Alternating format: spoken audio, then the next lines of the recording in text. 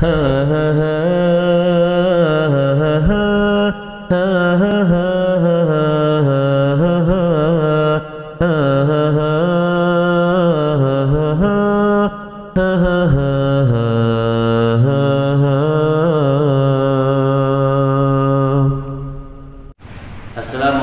warahmatullahi wabarakatuh. Alhamdulillahi wa kafa wa salamun ala ibadihi alladhina astafa wa ala alihi ahli sidqi wal wafa. Alhamdulillah teman-teman yang dimuliakan Allah Ta'ala, Ramadan 15 Ramadan telah berlalu. Berita dukhon yang ditunggu-tunggu ternyata tidak terjadi. Jadi di video ini saya ingin membahas fakta apa yang sebenarnya terjadi dengan masalah dukhon ini, dengan masalah berita dukhon 2020. Yang pertama adalah hadisnya, yakni dalil utama dalam masalah dukhon 2020. Hadisnya berbunyi shahih. Tidak ada sedikit pun lafaz dukhonnya di sana. Mungkin hadisnya sudah saya bacakan di video saya yang lalu. Kemudian para pengkaji hadis akhir zaman mengartikan shahih tersebut dengan arti dukhon. Artinya jauh berbeda. Saya pun nggak tahu maksudnya apa. Kenapa artinya bisa menjadi dukhon? Padahal dalam hadisnya nggak ada dukhonnya sama sekali. Kemudian para pengkaji hadis akhir zaman mereka mengartikannya, menguatkan dalil tersebut dengan prediksi NASA bahwasanya akan ada hantaman meteor di tahun 2020. Saya pun juga bingung kenapa dalam masalah hadis Nabi dikaitkan dengan prediksi NASA. Ini kita bahas walaupun sudah nggak terjadi. Cuman penting kita bahas apa sebenarnya yang terjadi dengan masalah dukhon ini. Kenapa selalu dikaitkan dengan NASA? Apakah NASA ini tokoh Islam? Juga enggak. Ilmuwan Islam juga enggak. Jadi kenapa selalu dikaitkan dengan NASA? Nah ini, dan ternyata pola yang seperti ini enggak terjadi. Kemudian kita ganti lagi, kita bahas judul yang lain, tapi pembahasannya hampir sama saja, yakni tentang masalah prediksi kemarau 3 tahun di tahun 2019 sampai tahun 2022. Yang pertama adalah dalil utamanya, yakni hadis Nabi, bahwasanya Nabi bersabda, menjelang kemunculan Dajjal akan terjadi 3 tahun kekeringan secara berturut-turut seluruh dunia, bukan hanya sebagian dunia tapi seluruh dunia. Tidak ada makanan dan minuman, pokoknya kering seluruh dunia. Kemudian para pengkaji akhir zaman menguatkan hadis tersebut. Memang dalil utamanya hadis Nabi ya, menguatkannya dengan prediksi BMKG. Lagi-lagi pun saya masih bingung juga kenapa prediksi akhir zaman dikaitkan dengan BMKG dunia. Sebetulnya BMKG dunia ini siapa? Tokoh Islam? Apakah dia ilmuwan Islam sehingga dikaitkan dengan BMKG dunia? Jadi pun sama, kalau kita perhatikan ada dalil utama yang menjadikan bahasan utama, dan inilah yang satu-satunya yang diyakini umat Islam. Nah kemudian ada para pengkaji hadis akhir zaman, kemudian ada untuk menguat hadis itu dengan prediksi orang-orang di luar Islam. Nah, dan ternyata kalau dukhon 2020 nggak terbukti, ini pun sama saja nggak terbukti. Buktinya sekarang tahun 2020 nggak ada keringan. Nah, kita ganti judul lagi yang lain, yakni judulnya kiamat di tahun 2012. Yakni dalilnya sama juga, yakni ada hadis Nabi bahwasanya akan terjadi shahih, akan terjadi shahih. Yani hadisnya sama juga, hadis masalah shahih fi nisfi Ramadan, di pertengahan 15 Ramadan yang bertepatan dengan hari Jumat. Hadisnya sama. Itu tahun 2012. Ini saya dapatkan sumbernya dari Majelis Nurul Mustafa, pengkaji hadisnya. Itu ada di Facebook. Sudah pernah saya bahas di konten saya yang lalu.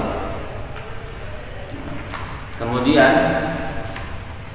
yang ini saya dapatkan dari situsnya NU Online.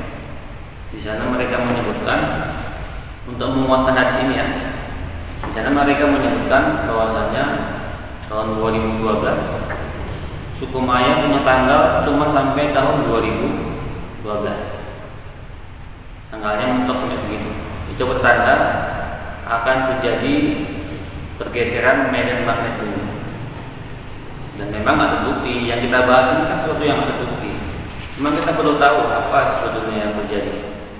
Kemudian supaya lebih kuat lagi, ditambah lagi dari prediksi India Daily yang menyatakan bahwasanya tahun 2012 akan terjadi perputaran kutub medan magnet matahari dan bumi, sehingga kutub utara ke kutub selatan ke kutub utara. Masih kurang juga ditambah lagi dari prediksi kitab kuno I Ching, kitab kuno Cina, yang menyatakan bahwasanya akan terjadi bencana besar di tahun 2012. Ditambah lagi, ini yang intinya ya. Nah, intinya ditambah lagi dengan prediksi NASA lagi. Sekali lagi, NASA juga prediksi tahun 2012 akan ada planet X yang akan menghantam bumi. Dan ternyata juga nggak terbukti dulu ya. Jadi kalau kita pahami dari semua ini polanya hampir sama saja, hampir mirip. Ada dalil utama yang dibahas di sini, dan inilah yang diyakini oleh Islam. Tapi yang saya masih bingung, kenapa dalam membahas hadis akhir zaman dikaitkan dengan prediksi NASA?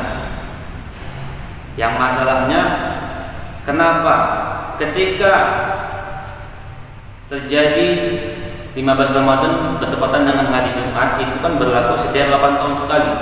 Di tahun 2012 itu terjadi 15 Ramadan hari Jumat. 8 tahun kemudian tahun 2020 juga terjadi.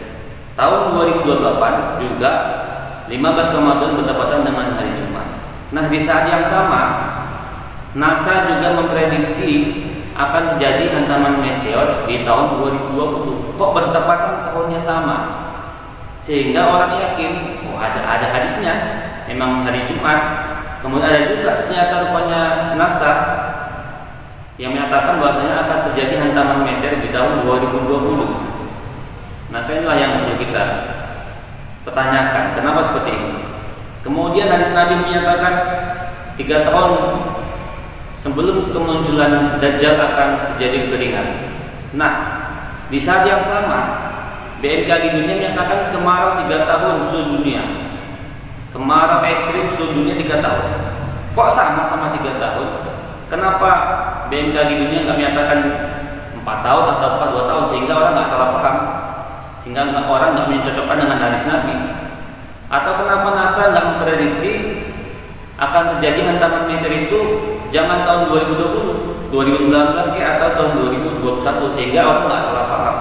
Nah, kalau tahunnya sama sehingga orang menyangka oh betul juga ini, ada hadisnya, ada orang yang mengkajinya, dan ada prediksi daripada ahli menyatakan akan terjadi hantaman meteor. Nah, ini perlu kita pahami. Nah, kalau kita nggak sadar juga, maka kemungkinan besar akan terjadi berita dukhon tahun 2028. Sebentar lagi akan ada beritanya. Kalau umat Islam tidak sadar juga.